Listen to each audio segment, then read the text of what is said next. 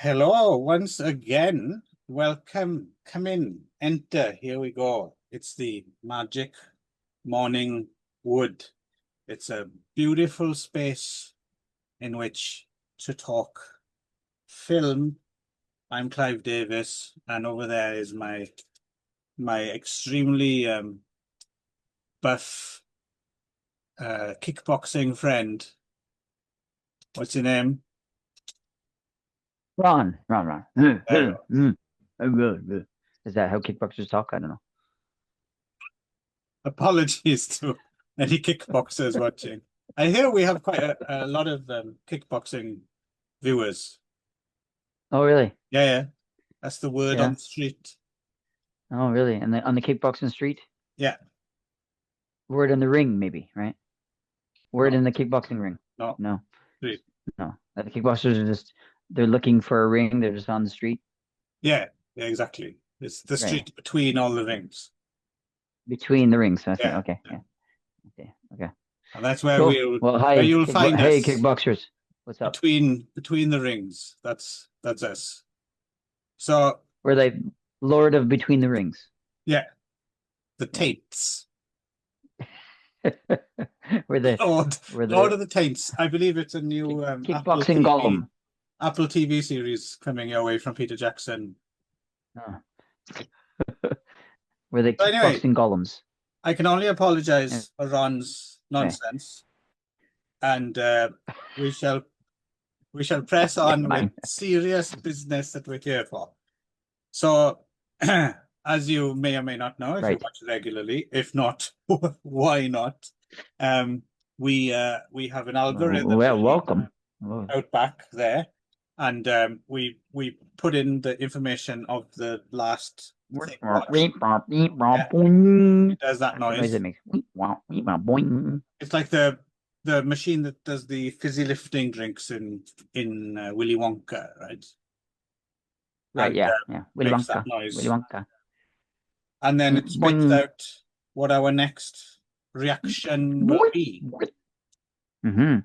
I'm waiting for Ron to get that out of his system. He seems to enjoy doing Okay. the I'm done. I'm done. yeah.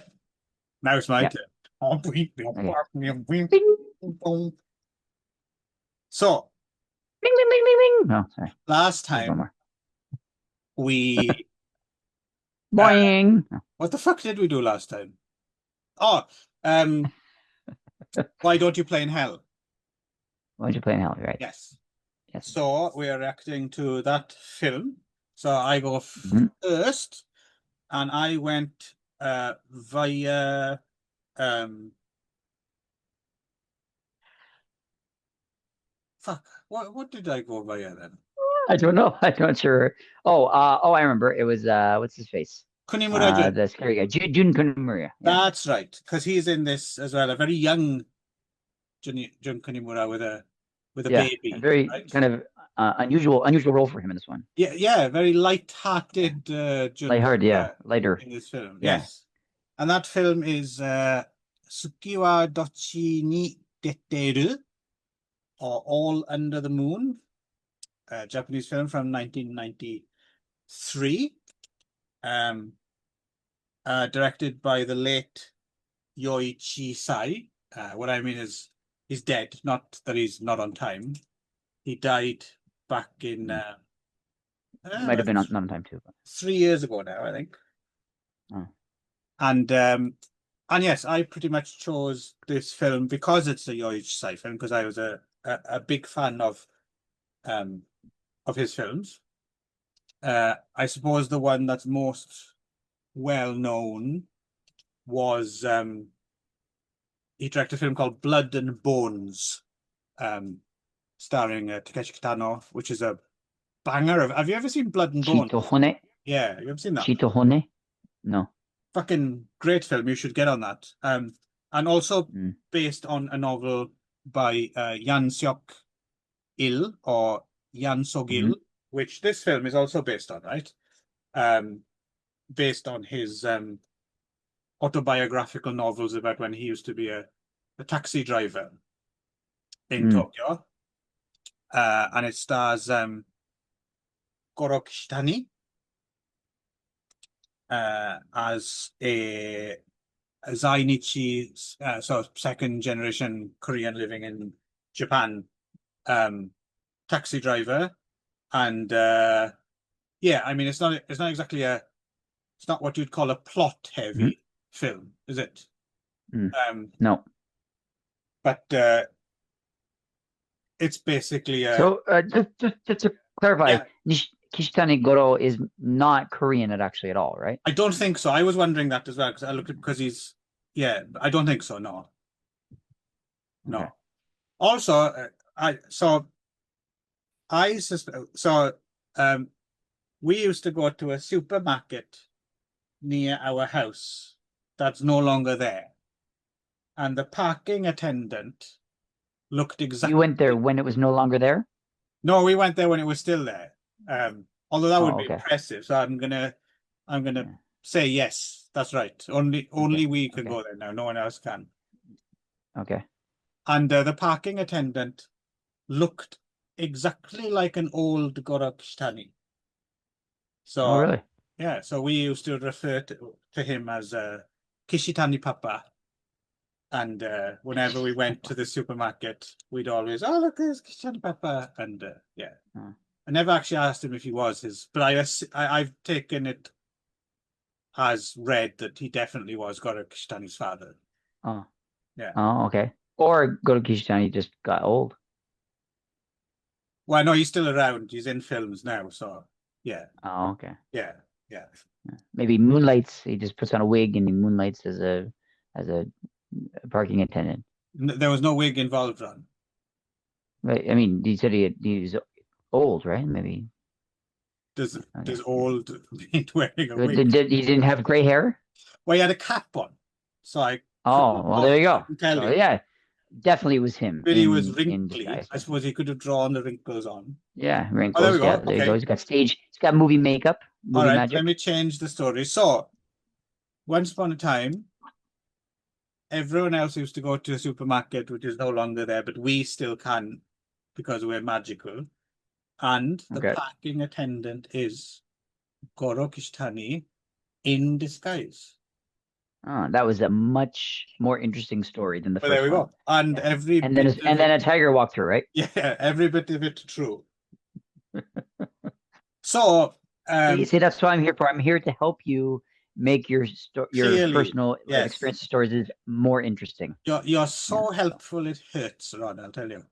Um, you're welcome. so and yeah, he's kind of a bit of a failed playboy wannabe, I guess, isn't he? Yeah, I guess. Yeah. He works for this taxi company, which is kind of run by some ambitious friend who's trying to buy a golf course, and they run out of money, and then so his mother is like a hostess club or Filipino pub owner, and she brings over uh, girls, including Ruby Marino, who is our kind of co-star, I guess, um, who keeps trying to. So he starts dating her against his mother's wishes. Mother played by Moike Izawa, who once upon a time was she did a lot of started off doing a lot of pink movies in the 70s. Actually, she's a Nikatsu Mm. porno veteran, and yeah, it's very much a kind of slice of life kind of multi. There's one other major character, I suppose. His very strange co-worker who's quite racist but likes him, but also keeps asking Mm. him to borrow money all the time. He's a very That's really strange, strange. very Really strange strange. character. Um, it's a kind of a weird character that if I hadn't met some people in real life who are a bit like that, I would assume like it's a really badly written cartoonish character, but Uh. unfortunately there's some really badly written cartoonish people in the world. So oddly enough, that kind Uh, of worked for me. Um uh. yeah, so like we said, it's yeah, it's yeah, it's yeah, kind of slice of life, semi-autobiographical. There's a lot of stuff about, yeah, race relations and like a lot of stuff about that. Like there's other characters who keep trying to, form some kind of solidarity with him because they're also, Mm, zainichis, but he's very kind of sometimes he tries to use that, doesn't he, to his advantage when he's like trying to chat people up and stuff, and then other times he doesn't give a mm, shit. Like, it's quite interesting in that regard. It's not a polemical film, about, you know, oppression or something like that. It's just very much here you are, right? There's a kind of thing, mm. and also there's an extra level of that because you have the Filipino pub and stuff as well, and all the Right, right. different how people view themselves on the social ladder in relation to each other, Mm. and that kind of thing. Yeah, I chose it, like I said, because of Sai, who Have you co-wrote. seen it before? No, I'd never seen it before. Who co-wrote it with his regular script writing partner, Chong Wei Sin.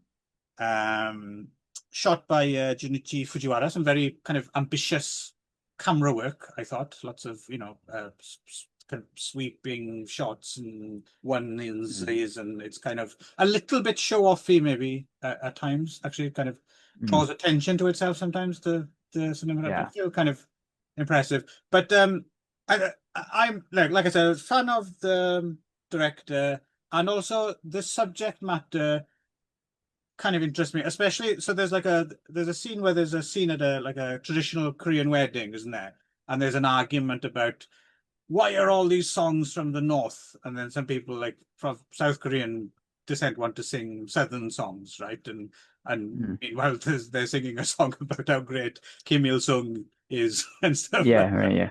But it's a thing that kind of fascinates me, but because there's a community here where people, kids are sent to like North Korean schools, right? Mm. And I can't quite get my head around this because they teach Juche, right? And Juche ideology, but it seems so strange to me that you'd go to school and you'd learn about how Kim Il Sung is the supreme leader, and then as soon as you step out the door, you're in like Tokyo and Mm. like I don't, but kids can adapt to anything, right? But I just, to me, Sure. I find that mix fascinating that you'd spend all day in a school teaching you about Juche, and then the rest of your life would just be in modern Japan is kind of head spinning to Yeah. me. So I find the whole concept and the idea, so that's why I chose it.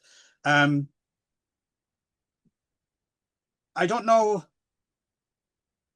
The film wasn't as great as I hoped it would be, I have to say. Mm. Um, it's not bad. It's definitely interesting. I didn't find it boring, but I don't know. It, I don't know. Maybe I was expecting a bit too much out of it. Mm. Maybe, especially some of other Yoshi sounds like Blood and Bones and stuff are really fantastic. But yeah, yeah. I don't know. Interesting without being great. Um, I don't know. How did you get on with All Under the Moon, Ron? Because you were coming into this totally blind. You didn't know what Cold, to yeah. expect Yeah, of yeah, it. yeah. Yeah. Yeah, it was sort of meh for me. It was kind of middle of the road. I kept asking myself, like, why did he choose this movie? Like, of all the movies you could have chosen based on on the uh based on what we were doing, the why don't you play in hell? It Hmm. seemed like the most random connection to choose this one. Like, yeah, Jun Kunimura is in it, but like he's like a very different character, which I guess was interesting that because you said yourself that he often plays sort of like these kind of tough Yakuza kind of Yes, characters, and exactly. they Yeah. have characters like that in this movie, but he's not one of No, them. seeing him with a Right? baby Yeah, strapped to his back was a bit yeah, of a surprise. yeah, yeah, yeah, yeah.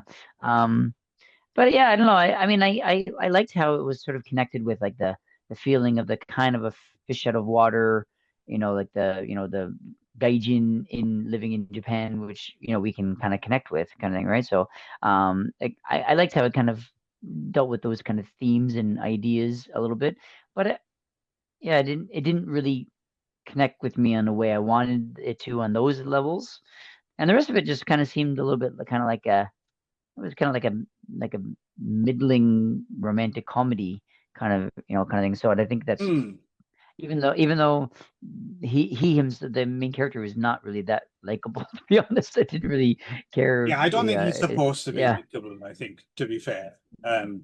yeah. But I don't know. I figured some way you're supposed to, on some level, you're supposed to kind of root for him a little bit in the hope that he kind of succeeds in what he's doing. But like, yeah, he's not that likable of a guy. So I don't know. It was yeah. I wasn't really sure what I was supposed to take from it. It was sort of like at the end of it, I was kind of like I was hoping it was going to go somewhere, but it was just sort of like vignettes, and now he's doing this, and now he's doing that, and it didn't really never never really seemed to pick up speed or go anywhere for me. So yeah, I think it was. Yeah, I thought Yeah. I thought maybe I was missing something, or that you had chosen it because of some other that you had like No, no, knew no. It something was else about it, but I didn't. I couldn't figure out like why you picked that one, because it was just kind of like it was pretty middle of the road for me. It wasn't yeah. terrible, No, but no, I no. mean, it held my attention, but it was sort of like, yeah, I don't know. I just sort of like didn't really left me kind of like, so what at Yeah. the end, I think so yeah, what maybe still makes it a little bit of interest now, even 30 years after it was new, because I can kind of understand maybe when it was new, I think it won quite a lot of awards and people were interested in it, but since it's not as if there's been a whole load of other films um poking into these like little like um ethnic pockets and stuff. It's still sure, something yeah, you don't really see on screen that mm, much. So mm, it's kind of by default slightly more interesting than it might otherwise be, right? mm, Just because you don't yeah. have that representation Mm. so much. But so I, Yeah, yeah, I mean that was the element that I was glad they did it. I mean, it could have just picked like a Japanese taxi driver, kind right, of, but instead exactly, they yeah, made it about the Korean immigrant, not even like a second generation. So, and this kind of like, I'm Korean, but so I'm not part of this community. But even though I've been here, I was born here, and I'm more Japanese than da, da, da. So yeah, I mean, it was kind of interesting watching that element of it. But yeah, I mean, but it didn't. I mean, didn't connect with me entirely because it was didn't I wasn't born here, and yeah, so it was still yeah, a little removed from my experience. So yeah, yeah, yeah. but anyway, But I mean, I'm still very interested to see other Yoichi Sai films that I haven't seen though, because he's one of those directors a bit like he's got quite an interesting. So like we said, Blood and Bones is probably most well known, and then he made this other mm, film called Dog Grace, also with Goro Kushitani, which is kind of like a bad lieutenant kind of variation, but Japanese, mm, but with two cops, and that got a bit of traction outside Japan back in the day, late 90s when he came out, when mm, kind mm, of Japanese cinema was like the cult cinema of the time, right? So a mm, lot of more right, titles. So that's really interesting. Um, Doing Time is another interesting one he did. He did actually a film called Sex Crime in 1983, which oddly enough has quite a lot of connections with your choice this time, Cold Fish. mm, Slightly mm, similar kind of story, mm, which actually takes place in uh, Fukuoka as well, which is where Cold oh, Fish takes place in, right? But mm, we'll get to that. But then oddly enough, and then he did make a thriller in South Korea called Sue, which I remember seeing, which was really good. I think mm. Sue means water, I think. But then he So does all these kind of quite hard-boiled, gritty films and crime films and stuff. But I think the biggest hit mm, he made this film I've never seen called Quill, which is like a heartwarming drama about seeing eye dogs from mm, 2004.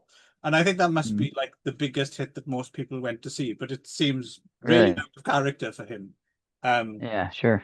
and he made a whole other bunch of interesting Marks, No Yama and stuff as well. So yeah, I'm Mm. eventually going to see everything he did, I think, if I can find it all. But so yeah, so this doesn't, So was Yuichi Sai, his name? Yuichi Sai, Yoisai, yeah. was he Korean? Yes, yes, he was. Yeah, sorry, I forgot to mention that. Yeah, Okay. yeah, yeah, yeah. Okay, so yeah, because yeah, that makes more sense, because like his Blood and Bone is also about a Korean Yes, person, right? yeah, So that's his sort of his well of inspiration, I guess he's drawing Yes, from, I yeah, guess, right? yeah, Is absolutely, yeah. yeah, I okay. forget he did have a Korean name as well, I forgot what it was.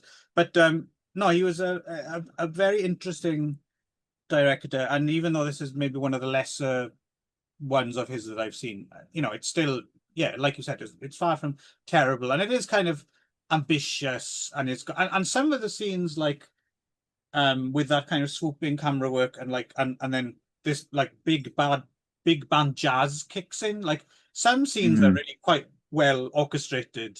mm, Like when they go the night out with the geishas and then the next morning that guy turns up and he's beaten up in the car park. I thought that was kind of quite mm. funny because when they're on strike, Yeah. right? And yeah, so Right, it's right, right. yeah, it's not yeah, it's definitely uh of interest. I'm kind of glad I Mm, watched it, but mm. yeah. Yeah, I mean, it wasn't again, it wasn't bad, but yeah, it wasn't.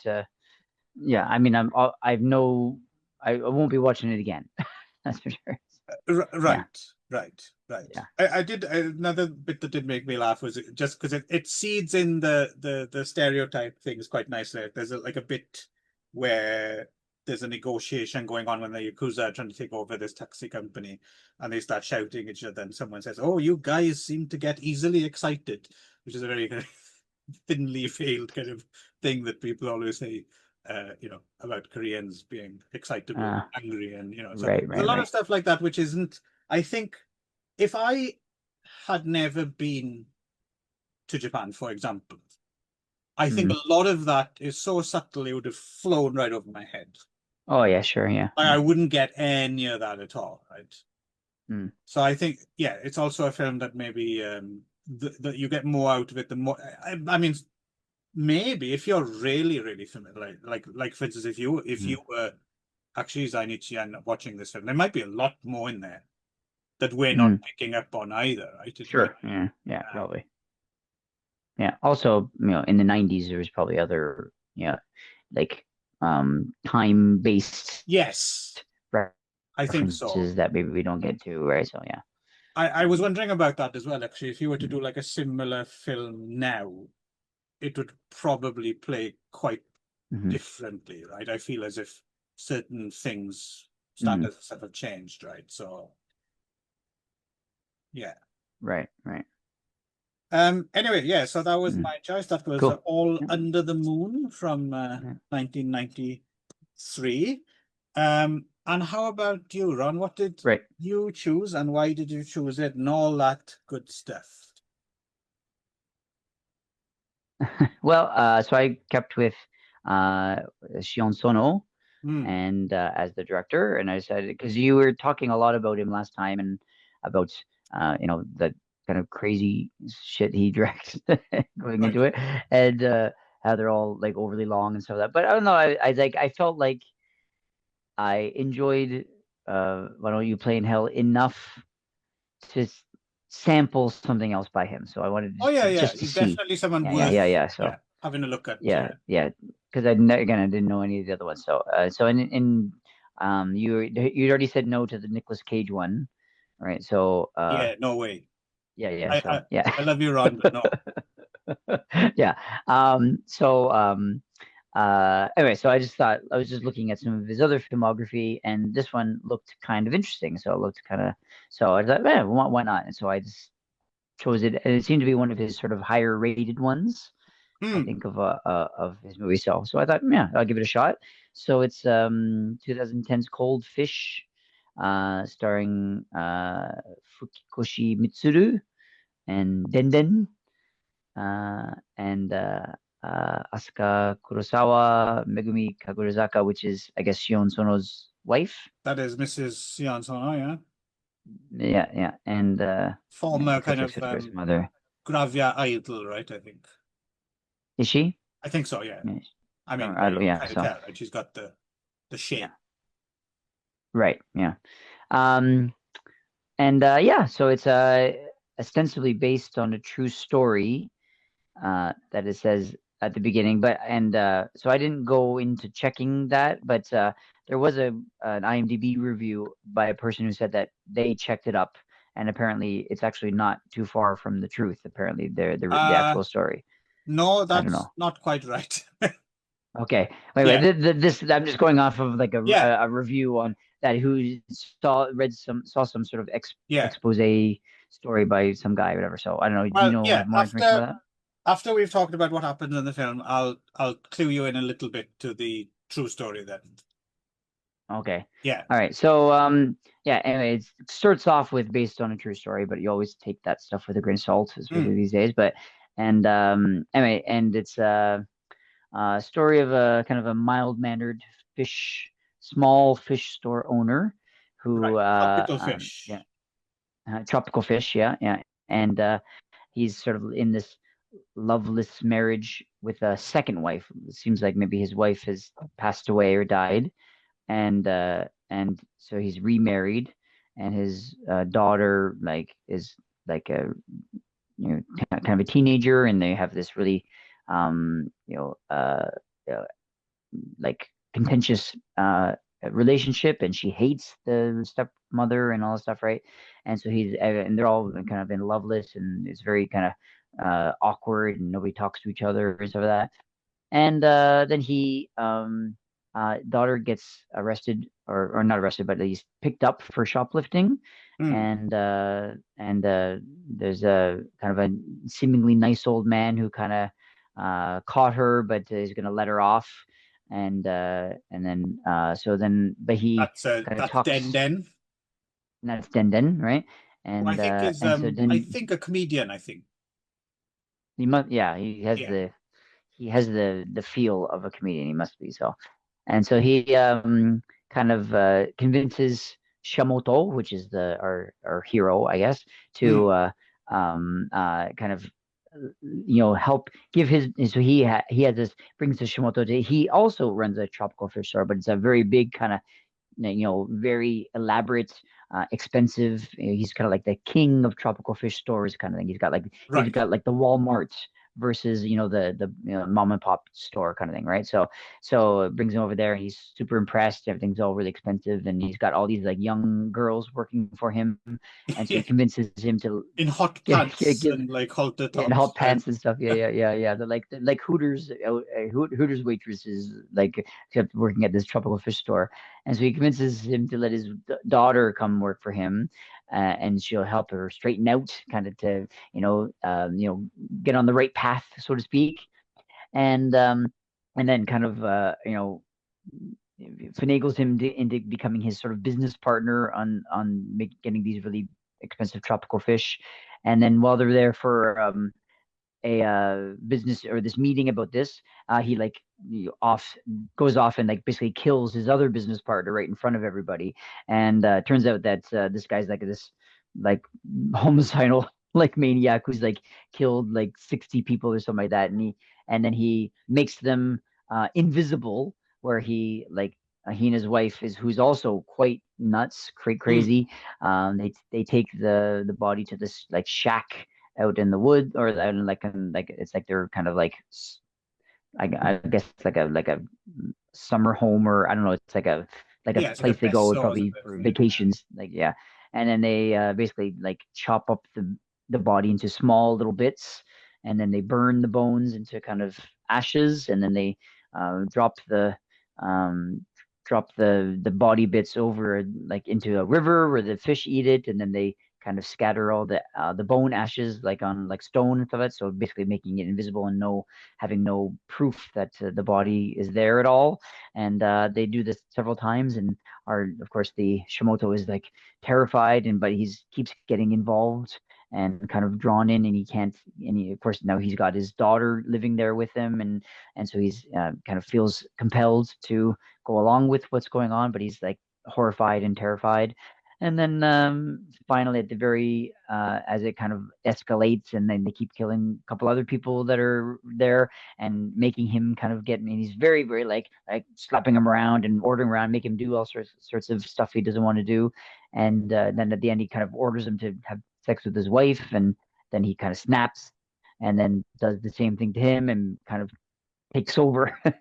The Yeah. kind of twist ending, I guess, is The that he kind worm of takes his turns. place, and yeah, he becomes the new guy, and he basically starts doing it himself, right? So that's Yeah. kind of the idea. And Yeah, and Fair then play. he but no, sorry, then and of course spoiler, and then his daughter ends up like gets his daughter. He basically um tried to save his daughter, and then he slashes his own throat, and then yeah, and the daughter ends up like like in kicking his dead body and being happy and stuff like that, and then Right. that's kind of the end. So yeah. Fair play. I have to say that Mitsuru Fukikoshi does quite a good job of doing Mm. both sides. Like Yeah, I would he's say so. very Like, yeah, I convincing, nebbish, right? But yeah, then when he yeah, very actually loses his shit, and you're like, oh, okay, yeah, mm, I'm actually kind of yeah. buying this performance. Yeah, and you buy the transition as well. Yeah, so like Yeah. it's earned at least. Yeah, So so yeah, so good he's on doing a him. good Yeah. job, I think. Mm, Yeah. yeah. Den is like up here the whole like movie, like Yeah. never comes, never, no, not much nuance to his performance, To right? be But fair, I think yeah, pretty much every film I've seen Den in, he does that. he's like that. Yeah, Yeah. I imagine that's his thing. I But assume so. That's he's a why good probably why. match for this character, I think.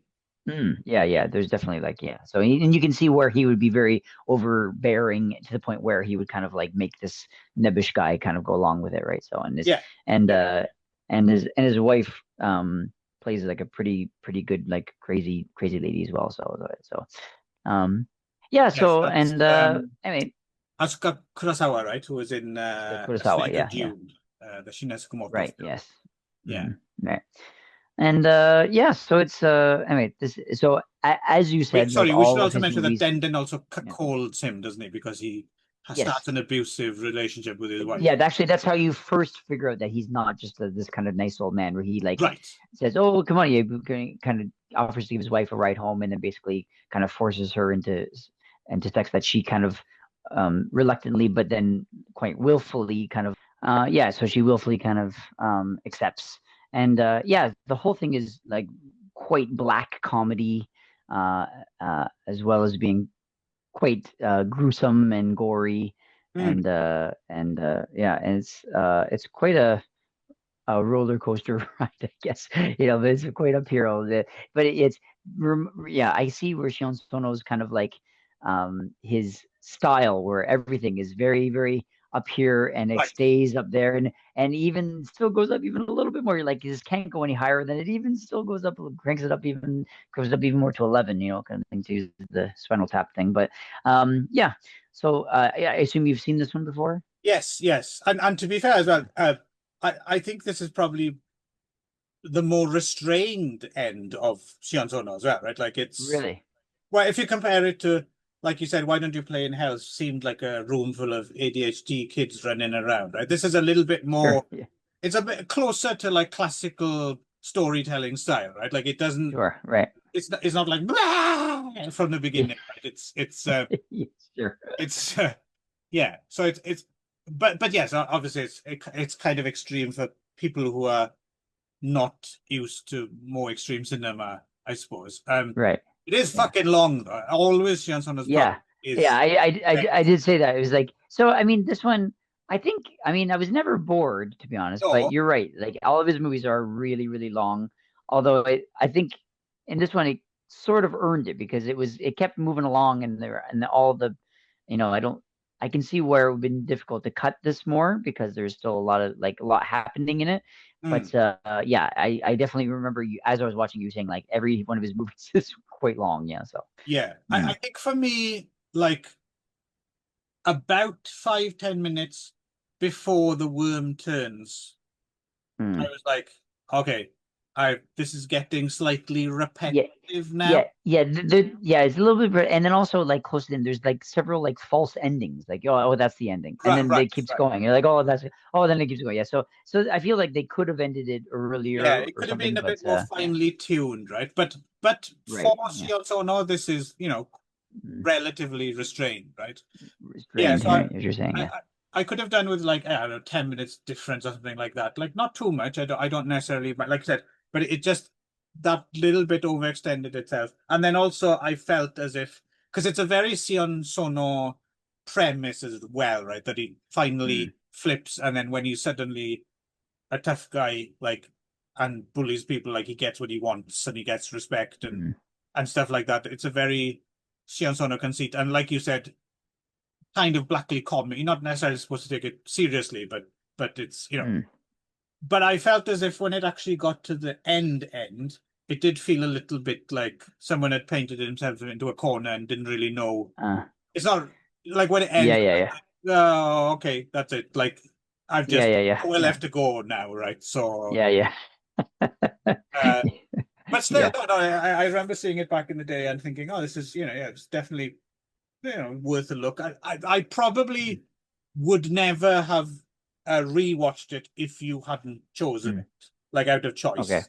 But it's like 15 years or something since I saw it, so Mm. it wasn't. Sometimes time heals, or just makes things like. Although I'm never watching that Prisoners of the fucking Ghostland Nicolas Cage film again. Like that's scarred by that one. Um, yeah. So, well, I mean, so what do you think in terms of like, would you would you would you dip further into the Sion Sono catalog, do you think?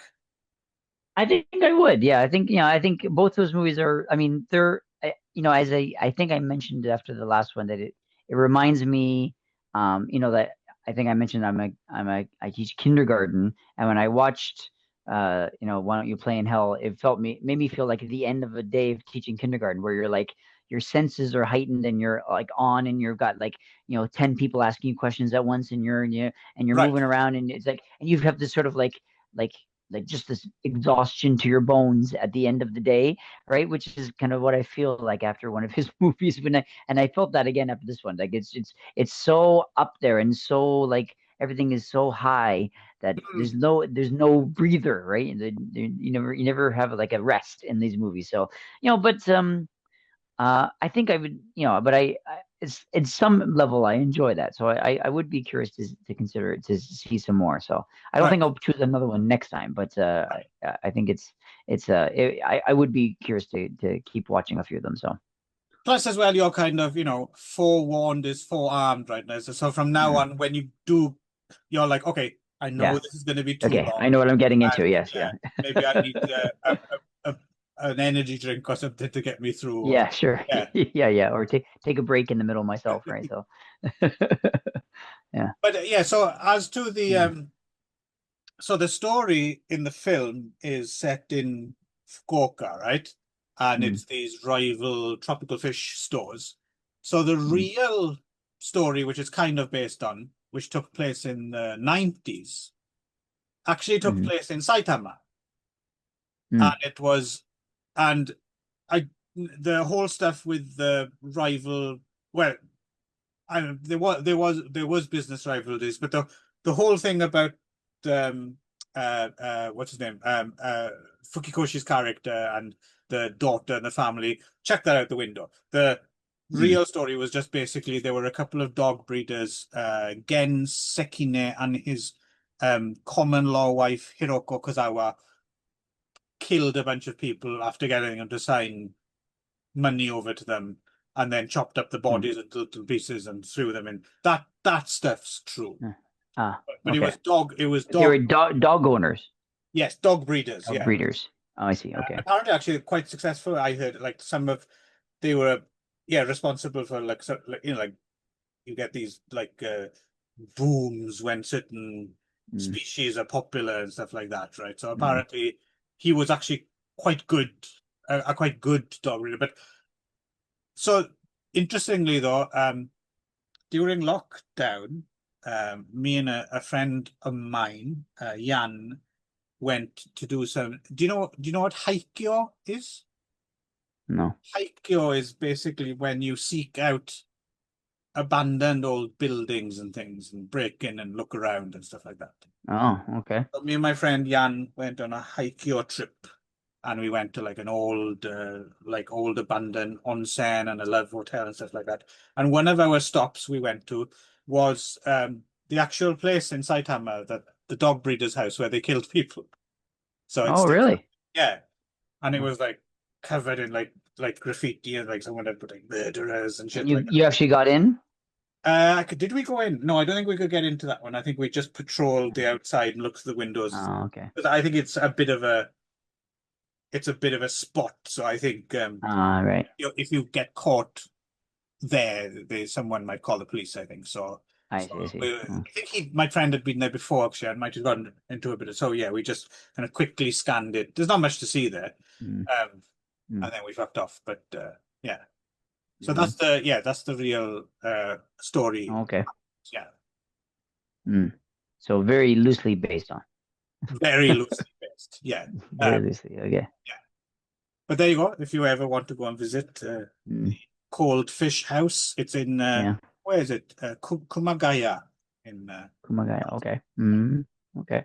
So I mean, this was your second watch. So what did you think this time? yeah, I mean, it's pretty much as I remembered it. My opinion of it didn't change. I suppose maybe now I've got a few more Shion Sono films under my belt, so I think maybe this time